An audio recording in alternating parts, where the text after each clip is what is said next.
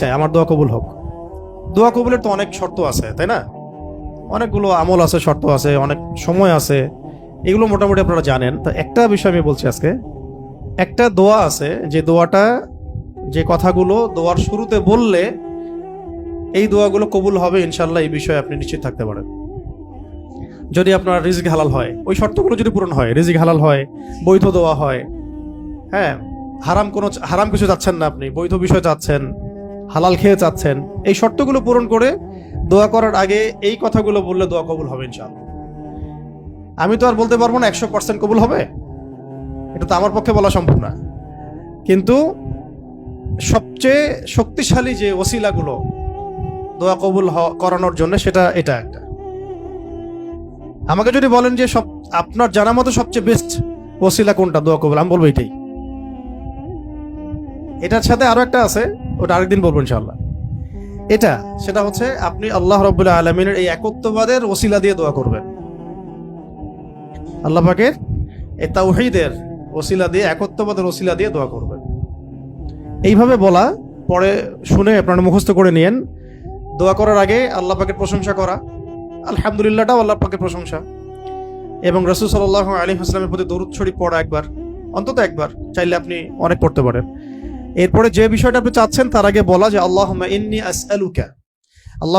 আসআলুকা বিআন্নী, আগে বলে নেই, আল্লাহুম্মা ইন্নী আসআলুকা বিআন্নী আশহাদু আন্নাকা আনতাল্লাহ লা ইলাহা ইল্লা আনত আল আহাদ আস সামাদ আল্লাযী লাম ইয়ালিদ ওয়া লাম ইউলাদ ওয়া লাম ইয়াকুল লাহু কুফুয়ান আহাদ।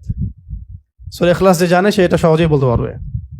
আল্লাহুম্মা ইন্নী আসআলুকা বিআন্নী আশহাদু আন্নাকা আনতাল্লাহ লা ইলাহা ইল্লা আনতাল আহাদ আস সামাদ আল্লাযী লাম ইয়ালিদ ওয়া লাম ইউলাদ ওয়া লাম ইয়াকুল লাহু কুফুয়ান আহাদ।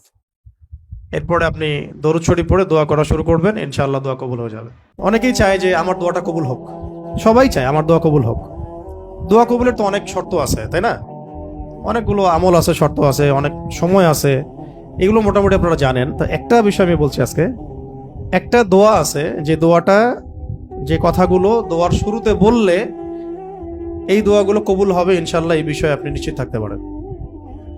যদি আপনার রিজিক হালাল হয়, ওই শর্তগুলো যদি পূরণ হয়, রিজিক হালাল হয়, বৈধ দোয়া হয়, হ্যাঁ, হারাম কিছু চাচ্ছেন না, আপনি বৈধ বিষয় চাচ্ছেন, হালাল খেয়ে চাচ্ছেন, এই শর্তগুলো পূরণ করে দোয়া করার আগে এই কথাগুলো বললে দোয়া কবুল হবে ইনশাআল্লাহ।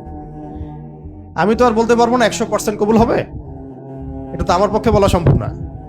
কিন্তু সবচেয়ে শক্তিশালী যে ওসিলাগুলো দোয়া কবুল করানোর জন্য, সেটা এটা একটা।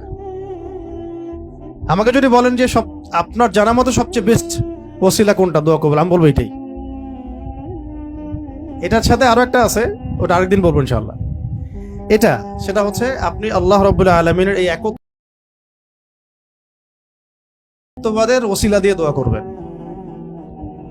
আল্লাহ পাকের